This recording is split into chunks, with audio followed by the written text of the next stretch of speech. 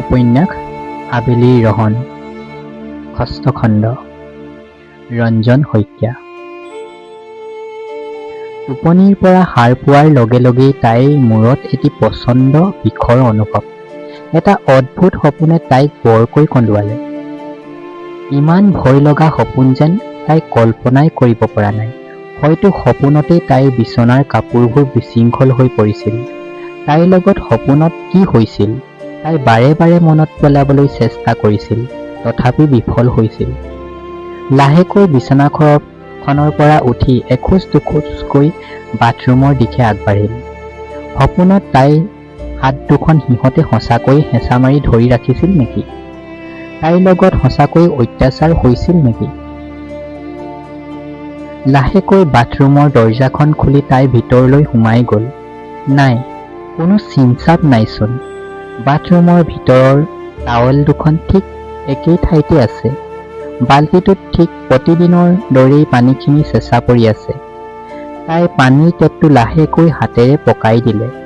টেপটোৰে পানীবোৰ ওলাই তাইৰ দুভৰি চুইছে। তাইৰ দেহাটো যেন হাত পৰি গ'ল। দুহাতেৰে টেপৰ পানী হাতত লৈ মুখমণ্ডল ধুলে। চকুহাল ভালকৈ মোহাৰি দুবাৰকৈ ধুলে। তথাপি তাইৰ মনত বাৰে বাৰে কিবা এটা কৈ আছে, কিন্তু উত্তৰ নাই। হাতত টুথব্ৰাছডাল লৈ অলপ কলগেট লগাই দাঁত মাজি মাজি তাই ৰুমটোৰ দৰজাখন খুলি বাহিৰৰ হোষ্টেলৰ ছাদখনলৈ চকু ফুৰালে। শান্ত ছাদৰ পৰিৱেশ একেবাৰেই শান্ত।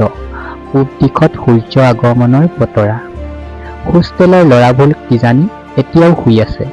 কিছু সময়ৰ পাছত দুই এজনক ছাদখনত দেখা পাব। তাই পুনৰ ভিতৰলৈ সোমাই আহিলে। ভিতৰৰ প্ৰতিদিনৰ কামবোৰ তাই এটা এটাকৈ চিজিল কৰিব ধৰিলে। যোৱাকালি তাই সেই ফুটপাতৰ দোকানখনত আবেলিক দেখা নেপালে। আবেলিৰ হাতৰ চাহকাপে তাইক আজিও আমনি কৰি আছে। তাই বাৰু কলৈ গ'ল? তাই কামবোৰ চিজিল লগাই পুনৰ বাথৰুমলৈ সোমাই গ'ল। কিছু সময়ৰ পাছত তাই প্ৰতিদিনৰ দৰেই নিজৰ কৰ্মস্থলীলৈ যাব লাগিব। সেয়েহে তাই ৰান্ধি বাঢ়ি খাই বৈ সোনকালে সাজু হ'ব লাগে। আজি তাইৰ অফিচত এটা বিশেষ অনুষ্ঠানো আছে। তাই সোনকালেই যাব লাগে। তাই বাথৰুমৰ শ্বাৱাৰটো চলাই নিজকে নোৱাব ধৰিলে।